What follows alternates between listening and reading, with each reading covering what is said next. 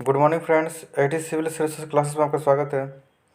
Friends, जैसा कि आप लोगों ने पेपर 1 देख लिया होगा, जो 67वीं बीपीएससी मेंस का जो एग्जाम कंडक्ट हुआ है, और आपने लगभग सारे क्वेश्चन को भी देख लिया होगा। मैं इस वीडियो में बताऊंगा कि मैंने करंट वाले सेक्शन में, करंट आईआर वाले सेक्शन में कौन सा क्वेश्चन को अटैम्प्ट किया था, और जो मैंने क्वेश्चन छोड़ा था अग्निवीर, वो क्यों छोड़ा था। तो सबसे पहले तो मैं आपको क्वेश्चन पढ़ के सुना दे रहा हूँ, ताकि जिन लोगों ने क्वेश्चन नहीं देखा है वो एक बार देख लें। तो क्वेश्चन इसमें टोटल 4 आए हुए थे। 4 में आपको 3 क्वेश्चन लिखना था।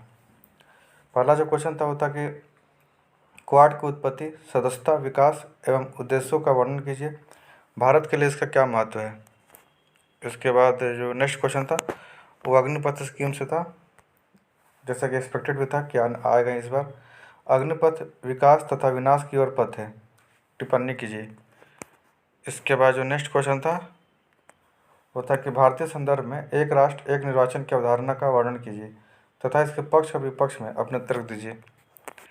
और जो लास्ट क्वेश्चन था, सॉरी लास्ट क्वेश्चन नहीं था, जैसे टोटल 5 क्वेश्चन आए थे, 5 में आपको 3 लिखना था। यह था कि रूस और यूक्रेन के मध्य युद्ध का मूल मूल कारण क्या है। भारत के विशेष संदर्भ में विश्व के राष्ट्रों पर इसके प्रभाव का वर्णन कीजिए। और जो लास्ट क्वेश्चन है 11 नंबर, वो था कि प्रायः यह आरोप लगाया जाता है कि सत्ताधारी दल अपने निहित स्वार्थों हेतु संवैधानिक संस्थाओं का दुरुपयोग करती है। क्या आप इस मत से सहमत हैं। अपने उत्तर के पक्ष में तर्क दीजिए। तो ये 5 क्वेश्चन थे। 5 क्वेश्चन में मुझे लगता है कि मैक्सिमम स्टूडेंट जो होंगे वो आपका क्वाड तैयार करके गए होंगे। इसके बाद अग्निपथ तैयार करके गए होंगे। एक राष्ट्र एक निर्वाचन पिछले साल सुर्खियों में था, क्योंकि पिछले साल प्रधानमंत्री द्वारा इसकी चर्चा की गई थी। तो पिछले साल के लिए एक्सपेक्टेड था, बट पिछले साल ना आ गए, इस साल आया। फिर भी जिन्होंने प्रैक्टिस किया होगा तो इसके बारे में उनको आइडिया होगा। इसके बाद ये तो पूरा एक्सपेक्टेड था, रूस और यूक्रेन के मध्य युद्ध का मूल कारण क्या है। और ये जो क्वेश्चन था, सत्ताधारी दल अपने निस्वार्थ संवैधानिक संस्थाओं का दुरुपयोग करते हैं, ऐसा मालूम होता है कि पेपर 2 का क्वेश्चन है ये क्वेश्चन। और एक राष्ट्र एक निर्वाचन क्वेश्चन, ये लगता है कि पेपर 2 का पॉलिटी का क्वेश्चन लग रहा है, लेकिन पेपर 1 में दिया हुआ। और ये क्वेश्चन इसलिए आया हुआ क्योंकि वर्तमान में सीबीआई पे, ईडी पे ये आरोप लगता है कि केंद्र सरकार है वो अपने निहित स्वार्थ की पूर्ति के लिए या किसी खास पार्टी को टारगेट करने के लिए उसका यूज करती है। तो इसीलिए ये क्वेश्चन चर्चा में था और ये क्वेश्चन आया हुआ है। लेकिन मुझे लगता है ये क्वेश्चन पेपर 2 आना चाहिए था, क्योंकि ये पॉलिटिक्स जुड़ा हुआ है। इसके अलावा अब मैं यहाँ पे बताऊँगा कि मैंने कौन कौन सा क्वेश्चन अटैम्प्ट किया था। मैंने इसमें क्वाड का क्वेश्चन अटैम्प्ट किया था। इसके बाद जो दूसरा क्वेश्चन था वो मैंने अटैम्प्ट किया था, एक राष्ट्र एक निर्वाचन। और तीसरा क्वेश्चन रूस और यूक्रेन का मैंने ये अटैम्प्ट किया था। और मैंने ये अग्निपथ स्कीम को छोड़ दिया था। बहुत सारे स्टूडेंट ने अग्निपथ स्कीम को ट्राई किया है, क्योंकि पहले से तैयार था तो ट्राई किया। मेरा ही पहले से तैयार था, पर मैं बताऊँगा मैंने क्यों छोड़ा था इसको।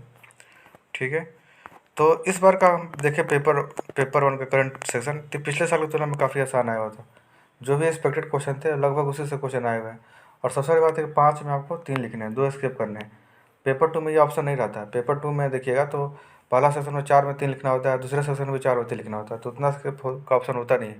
लेकिन कुल मिलाकर पेपर 1 का देखा जाए तो आईआर वाले सेक्शन आसान थे इस बार के, देखो पिछले साल तुलना किया जाए तो। और जो सेक्शन 1 था वो भी कुल मिलाकर आसान आया था, वो भी एक्सपेक्टेड आया था।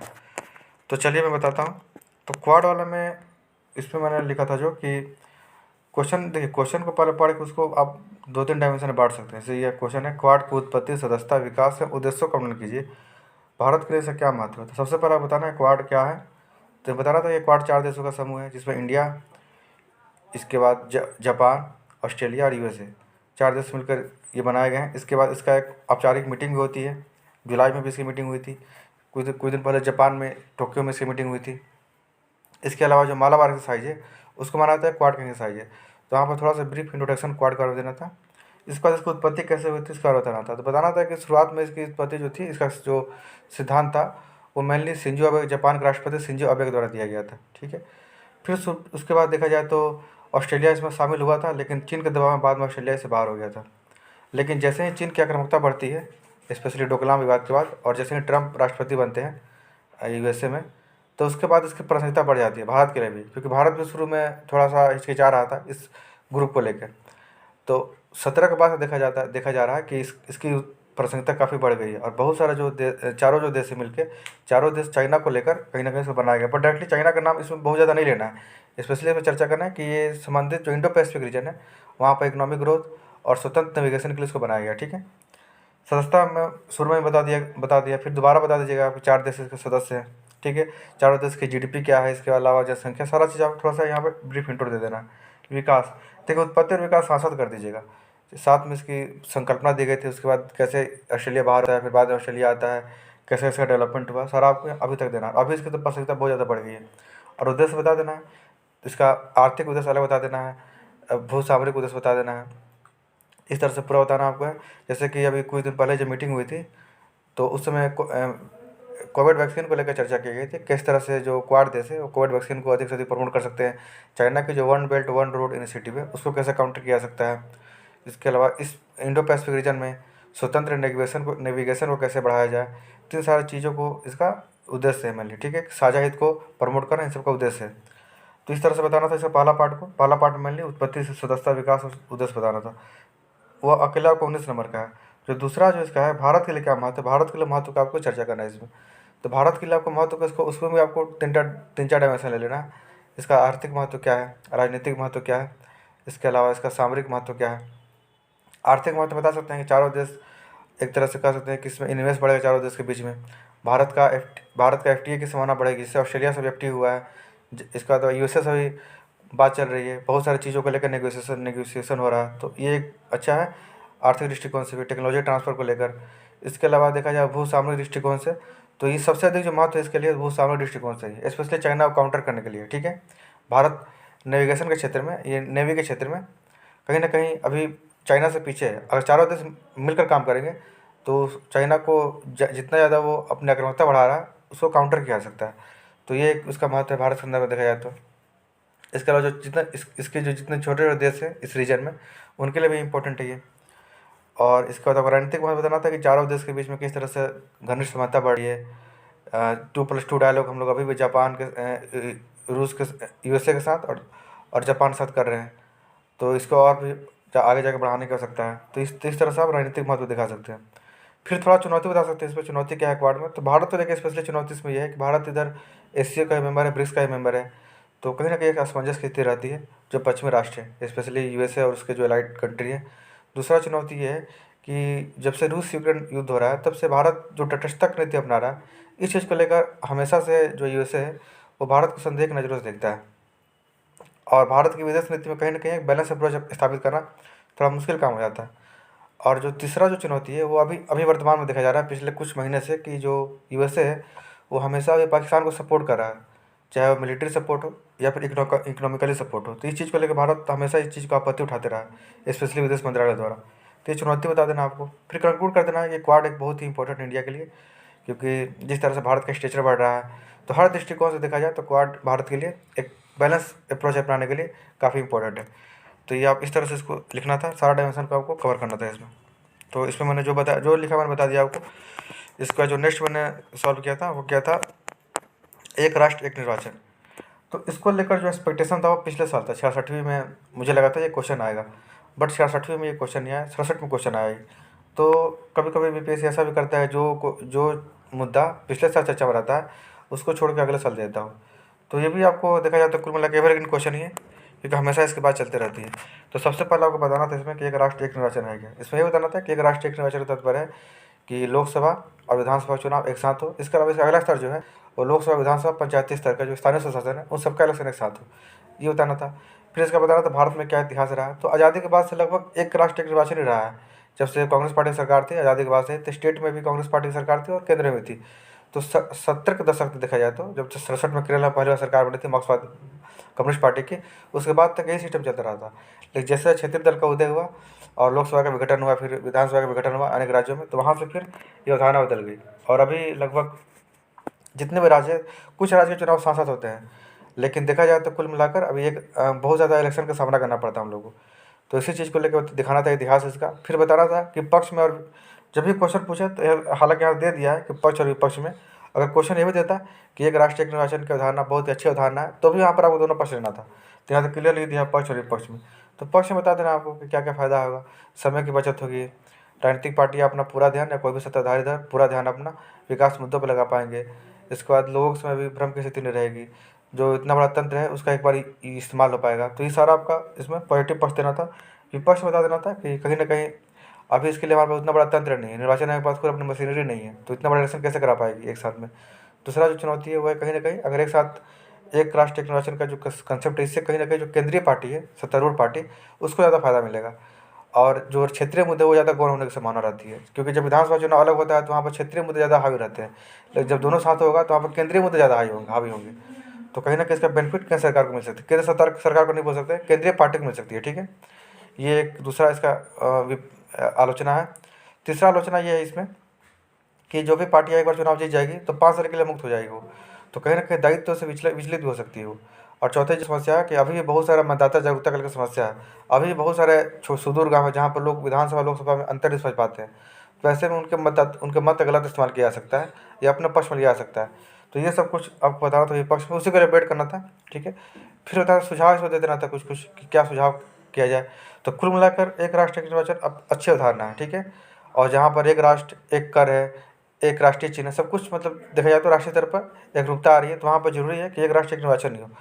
लेकिन ऐसा नहीं है कि हम लोग इसको एक बार के ला सकते हैं। तो सुझाव बताना था आपको, एक डेडलाइन दे दिया जाए कि 27 या 28 से लागू होगा एक राष्ट्र एक निर्वाचन, एक साथ चुनाव होगा दोनों का, ताकि सारे पार्टी अपना आपको माइंडसेट कर ले। दूसरा जो सुझाव ये देता है कि इसको थोपा नहीं जाना चाहिए, जितने भी राजनीतिक पार्टियाँ हैं सबको एक साथ लाकर सबको विश्वास में लेकर इसको लागू किया जाना चाहिए। तीसरा इसमें सुझाव ये हो सकता है कि जो निर्वाचन आयोग है उसको अपना एक मशीनरी दे दिया जाए, ताकि उसको लोकल अथॉरिटी से ज़्यादा संपर्क न करना पड़े। जैसे कि आप देखते हो कि जब भी इलेक्शन होता है तो टीचर्स वगैरह या राज्य सरकार की मशीनरी उसमें एक्टिव हो जाती है। तो ज़रूरी है कि निर्वाचन आयोग के पास अपना एक तंत्र हो, ताकि वो अपना इलेक्शन को अच्छे से कंडक्ट करा पाए। तो ये सुझाव दे सकते हैं। फिर चौथा सुझाव दे सकते हैं कि मतदाता को जागरूक किया जाए कि लोकसभा और विधानसभा चुनाव साथ साथ हो रहा है, ताकि वो दोनों ऐसा ना हो कि लोकसभा के मुद्दे को लेकर विधानसभा में चुनाव मत दे दे अपना, वो दोनों मुद्दों को अच्छे से समझे कि हमारा विधानसभा में समस्या क्या है, मतलब राज्य के स्तर पर क्या समस्या है और केंद्र के स्तर पर समस्या क्या है, दोनों को ध्यान रखते हुए मत का प्रयोग करो। तो सुझाव दे दीजिए आप। अब फिर कंक्लूड कर दीजिए कि निश्चित रूप से एक राष्ट्र एक निर्वाचन एक अच्छी अवधारणा है, और माननीय प्रधानमंत्री द्वारा कई बार चर्चा भी की गई है इसके, लेकिन ज़रूरी है कि जो एक स्ट्रक्चरल जो रिफॉर्म है उसको लाकर इसको लागू किया जाना चाहिए। इस तरह से सॉल्व कर सकते हैं। तो मैंने जो लिखा था मैंने बता दिया इसमें आपको, बाकी आप लोगों ने जो भी इसमें लिखा है वो भी आप डिस्कस कर सकते हैं या कमेंट में बता सकते हैं। जो तीसरा मैंने अटेम्प्ट किया था वो क्या था, ये रूस और यूक्रेन के मध्य युद्ध का मूल कारण क्या है, भारत के विशेष संदर्भ में विश्व के राष्ट्रों पर इसके प्रभाव का वर्णन कीजिए। तो ये तो क्वेश्चन आना ही था, एक्सपेक्टेड था, क्योंकि पिछले 9 महीने से लगातार युद्ध चल रहा है, अभी तक कोई उसका निर्णायक स्थिति नहीं है, तो कहीं ना कहीं क्वेश्चन आना ही था इससे, किसी रूप में आना था, लेकिन ये क्वेश्चन तो काफ़ी ब्रॉड रूप में आया हुआ है देखा जाए तो सबसे पहले शुरुआत करना था इसमें कि रूस और यूक्रेन का जो युद्ध है वहाँ से शुरुआत करना था कि 22 फरवरी 2022 से प्रारंभ हुआ युद्ध, अभी तक लगातार 9 महीने हो गए, अभी तक कोई निर्णायक स्थिति पहुँचा नहीं है, और इसका प्रभाव कहीं ना कहीं भारत के साथ साथ पूरे विश्व को झेलना पड़ जा रहा है। यहाँ शुरुआत करना था इसका। फिर पूछा कि मूल कारण क्या है, युद्ध का मूल कारण क्या है। तो मूल कारण में आपको इसका एक पार्ट है मूल कारण और दूसरा पार्ट है प्रभाव इसका, मतलब 19 नंबर का क्वेश्चन में खाली उसमें खाली बताना होगा कि इसका कारण क्या है, और जो सेकंड पार्ट है वो जो 19 नंबर का उसमें बताना आपको कि भारत और विश्व में क्या प्रभाव पड़ा है। तो कारण में देखिए, कारण में जैसे कि आपको सीधा मोटा मोटी लग रहा होगा कि कारण इसका है कि नेटो में जो यूक्रेन बार बार सामने होने की बात करता था, इसको लेकर युद्ध किया गया है रूस के द्वारा, वो एक बड़ा कारण जरूर है, लेकिन आपको सारा एंगल लेना पड़े हैं, क्योंकि वो एक कारण नहीं था। वो युद्ध ये लंबे समय से प्रयास चल रहा था, रूस का एक प्लानिंग था कि हाँ हमको करना है अटैक, बस उसको एक बहाना मिला, इस समय क्रिटिकल पॉइंट आ गया तो अपना अटैक कर दिया वो। तो सबसे पहला कारण था आपको पहला पॉइंट में कि यूक्रेन के द्वारा बार बार नेटो में शामिल होने की धमकी देना या शामिल होने की बात करना, ठीक है, जो कि रूस का जो सीमा है यूक्रेन से बहुत ज़्यादा लगती है, और नेटो में शामिल होने से जो पश्चिमी राष्ट्र है वो अपनी सेना को, नेटो सेना अपने वहाँ तक उपस्थिति दर्ज करा सकते हैं, जो रूस का राष्ट्रीय हित हेतु खतरा हो सकता है, राष्ट्रीय सुरक्षा के लिए खतरा हो सकता है। ये पॉइंट देना था। दूसरा पॉइंट बताना था कि कहीं ना कहीं जो पुतिन की जो लोकप्रियता है, रूस के जो राष्ट्रपति हैं, वो धीरे धीरे कम हो रही थी, उन पर करप्शन का आरोप लग रहे थे, लंबे समय तक उनकी जो मतलब कह सकते हैं वहाँ पर डिक्टेटरशिप ही है, लोकतंत्र तो वहाँ पर उस तरह का नहीं है, तो उस चीज़ को लेकर भी लोगों का विश्वास कम हो रहा था, स्टेचर उनका धीरे धीरे कम हो रहा था। प्लस में जो जेलेंस्की नवेल्नी है बहुत सारे करप्शन को उजागर किए थे, स्पेशली पुतिन का जो उनकी जो अपनी संपत्ति है उसको उजागर किए थे, तो इस चीज़ को लेकर पुतिन की लोकप्रियता कम हो रही थी रूस में। तो आपको भी पता है कि राष्ट्रपति एक ऐसा मुद्दा होता है जिसमें सभी लोग एक हो जाते हैं, सारे देशवासी। तो ये भी एक कारण था कि पुतिन को अपना स्टेचर बढ़ाना था रूस में और वैश्विक स्तर पर भी, इसलिए उसने यूक्रेन पर अटैक किया, ठीक है, दूसरा कारण है। तीसरा जो कारण था वो एक डेमोग्राफिक एंगल भी इसका है कि रूस का जनसंख्या लगातार कम हो रही है और यूक्रेन की जनसंख्या है वो लगभग 4 करोड़ के आसपास है। तो बड़ी आबादी है, तो अगर उसको कैप्चर करता है तो जो जनसंख्या अनुपात है रूस का वो मेंटेन हो सकता है। तो कई जो विश्लेषक है विश्व स्तर पर ये भी बात मानते हैं कहीं ना कहीं डेमोग्राफिक स्तर पर भी अपने बैलेंस करने के लिए रूस के द्वारा अटैक किया गया है। रूस इसको मिलिट्री एक्शन बोलता है, अटैक नहीं बोलता, ठीक है। लेकिन आमतौर पर वर्ल्ड लेवल पर आप इसको बोल सकते हैं कि युद्ध के द्वारा रूस के द्वारा ये आक्रमण किया गया, बोल सकते हैं। कोई कोई यहाँ पर ये नहीं है, ठीक है। लेकिन रूस के पर्सपेक्टिव से ये मिलिट्री मिलिट्री करवाई, ठीक है। तो ये तीसरा पॉइंट था। चौथा पॉइंट आप बता सकते हैं कि कहीं ना कहीं जो काला सागर है उसका एक्सेस रूस पूरी तरह चाहता है, क्योंकि पूरा जो उसका व्यापार है वो काला सागर से गुजरता है उसका। और काला सागर पर मात्र एक क्रीमिया ऐसा जगह है और थोड़ा सा रूस का कुछ थोड़ा सा पोर्ट है जहाँ पर वो एक्सेस है रूस का। लेकिन अगर वो पूरे यूक्रेन के जो तटीय कोस्ट पर अटैक करता है तो कहीं ना कहीं पूरा उसका काला सागर पर उसका प्रोसेस हो जाएगा और वहीं से उसका समुद्री तट काला सागर से होते हुए जाता है। तो ये भी एक कारण है कि व्यापार को अपना सुदृढ़ करने के लिए रूस ने उस पर अटैक किया है। तो इस तरह से 4-5 कारण आपको बताना था, सबको एलिब्रेट करना था, ठीक है। तो कारण हो गया इसका। अब आपको बताना था कि भारत के विशेष संदर्भ में और विश्व में इसका क्या प्रभाव पड़ेगा। तो भारत से बताना था आपको कि भारत के संदर्भ पहले बता दीजिए आप, इकोनॉमिक प्रभाव बता दीजिए कि इन्फ्लेशन बढ़ रही है लगातार, CPI इन्फ्लेशन 7% हो गया है, क्योंकि कारण है कि जो कच्चा तेल का दाम है बहुत ज़्यादा बढ़ गया है। कच्चा तेल का जो क्रूड ऑयल का जो दाम है वो $120 एक बैरल में पार, एक बैरल का वैल्यू $120 पार कर गया है। तो वो एक कारण है। दूसरा कारण ये है कि उससे हम लोग का जो निर्यात भुगतान संतुलन है वो खराब हो चुका है। अभी जितना हम लोगों ने आयात किया है वो पिछले हम लोग 1 साल से ज़्यादा आयात अभी तक कर चुके हैं और इस साल रिकॉर्ड होने वाला आयात हम लोग का। तो ये भी एक नेगेटिव पॉइंट है आर्थिक दृष्टिकोण से। जो तीसरा पॉइंट है वो विदेशी मुद्रा भंडार को लेकर लगातार आपको अभी तेल आयात को लेकर विदेशी मुद्रा को हम लोग को खर्च करना पड़ रहा है। तो जो हम लोग का $647 बिलियन था पिछले साल वो अभी घट के $547 बिलियन हो गया। तो ये भी एक नेगेटिव पॉइंट है। डॉलर के मुकाबले रुपया लगातार घट रहा है। अभी जो वैल्यू है वो लगभग 80-81 के राउंड चला गया है, जो कि एक समय 72 के राउंड हुआ करता था। हालांकि करेंसी पूरा वर्ल्ड की गिरी है, उस मुकाबले इंडिया की करेंसी कम रेट देखा जाए तो कम गिरी हुई है, लेकिन फिर भी कम तो हुई है कहीं ना कहीं। तो 81 रुपया हो गया $1 का वैल्यू। तो ये भी एक नेगेटिव पॉइंट है।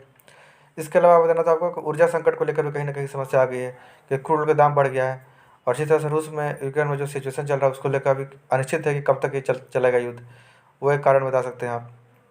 खाद्यान्न संकट में कहीं ना कहीं समस्या है। खाद्यान्न संकट तो इंडिया में समस्या नहीं है, पर एक आपको पता होगा कि रूस से इंडिया फर्टिलाइज़र बहुत ज़्यादा आयात करता है, तो उसको लेकर भी कहीं ना कहीं भारत को चिंता है। तो ये सारा आपको इकोनॉमिक बताना था, इकोनॉमिक प्रभाव।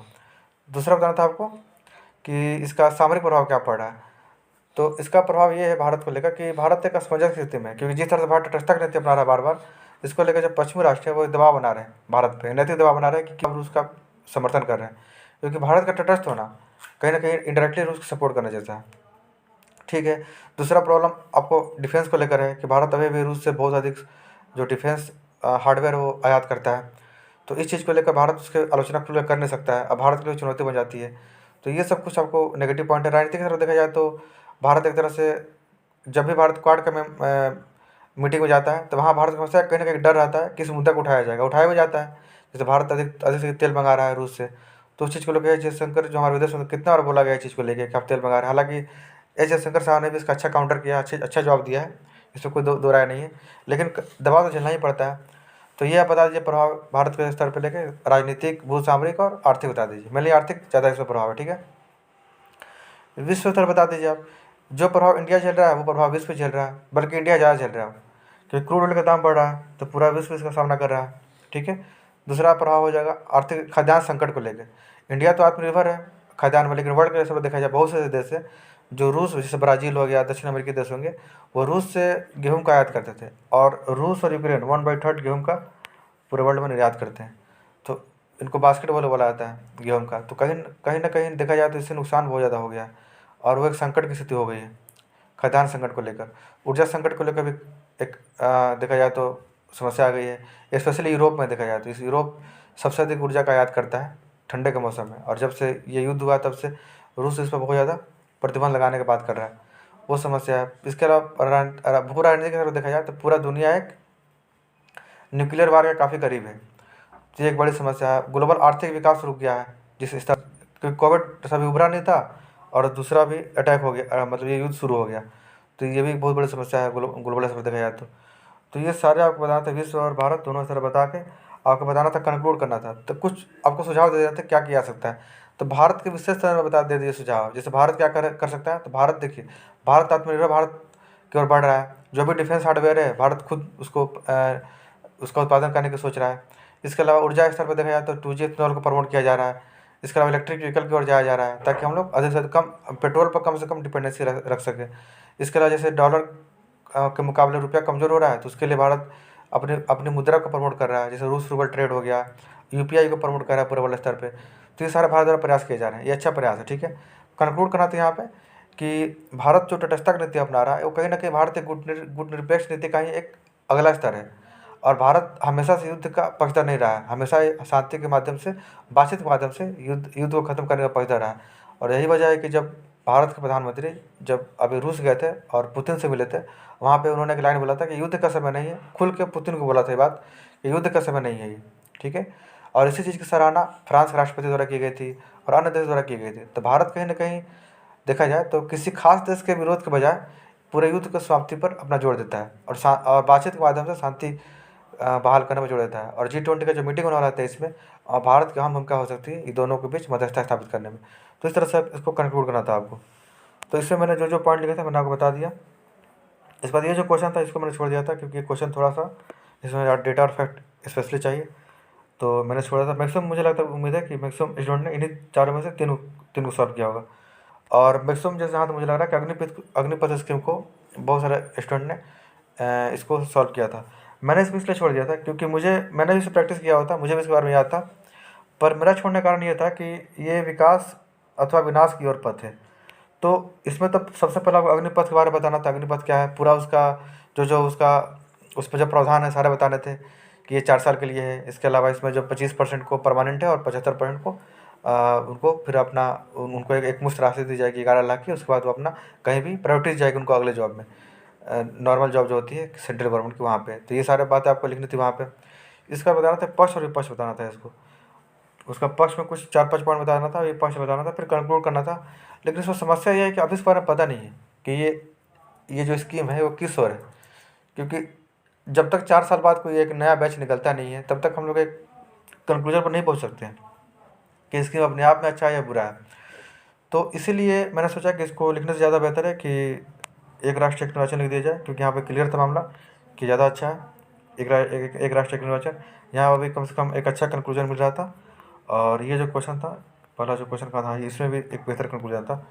ये जो क्वेश्चन था ये थोड़ा सा मुझे लगा कि कंक्लूजन में स्पेशली क्या डाला जाए, इसलिए मैंने छोड़ा था। बाकी कुछ भी कंक्लूजन डाल सकते हैं आप। अगर आप डालते हैं पॉजिटिव कंक्लूजन कि हाँ ये अपने आप में विकास की ओर है, तो भी कोई दिक्कत नहीं है। डालते हैं विनाश की ओर तो भी कोई दिक्कत नहीं, बस आपका तर्क मजबूत होना चाहिए। अगर आपका तर्क मजबूत है, एग्जामिनर सेटिस्फाइड है, तो आपको इसमें अच्छे मार्क्स मिलेंगे, क्योंकि इसमें डेटा और फैक्ट्स आपको अच्छे से सारा याद करके आप लोगों ने गया होगा। इसलिए ये एक संभावना था अच्छा नंबर लाने की यहाँ पे। बस मैंने इसलिए छोड़ा क्योंकि मुझे कंक्लूजन स्तर पर मुझे एक कन्फ्यूजन था कि मैं इसको किस स्तर पर ले जाऊँ, ठीक है। तो इस तरह से मैंने आपको बताया कि मैंने कौन सा 3 क्वेश्चन लिखा है इसमें, और मैंने अपना आंसर बताया। बाकी आप लोग कौन कौन सा क्वेश्चन को अटैम्प्ट किए हैं वो आप लोग कमेंट सेक्शन में जाकर बता सकते हैं, ताकि मुझे भी आइडिया लगे कि इस 5 क्वेश्चन में मैक्सिमम स्टूडेंट ने कौन कौन सा क्वेश्चन को अटैम्प्ट किया है, ठीक है। तो इसके बाद जब ऑप्शन पेपर ख़त्म हो जाता है तो एक पूरा एनालाइज करके मैं इस पर कटअप बनाऊंगा कि इस बार में से कटअप क्या आ सकता है, ठीक है। थोड़ा सा इसमें स्टेट्स का जो पेपर था थोड़ा सा टिपिकल था, एक स्टेट आसान आया हुआ था, एक स्टेट ठीक आया हुआ था। तो मुझे लगता है कहीं ना कहीं पेपर 1 में स्टेट से बहुत सारे बच्चों को परेशान किया है। बाकी करंट क्वेश्चन और स्टेट का जो क्वेश्चन था 8 अंक का वो ठीक आया हुआ था। पेपर 2 हर बार की तरह उसी तरह आया हुआ जैसे हर साल आता है। तो बाकी आई होप ये वीडियो आप लोग के लिए काफ़ी हेल्पफुल रहा होगा, ठीक है। मिलते हैं अपने अगले वीडियो में, धन्यवाद।